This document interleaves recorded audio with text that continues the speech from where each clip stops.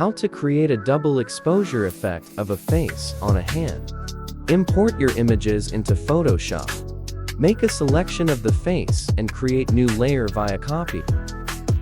Adjust the face properly, and then change the blending mode to hard light.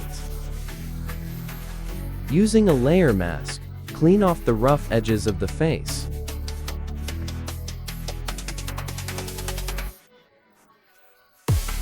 Feel free to make other light adjustments to give it a good blend and fit.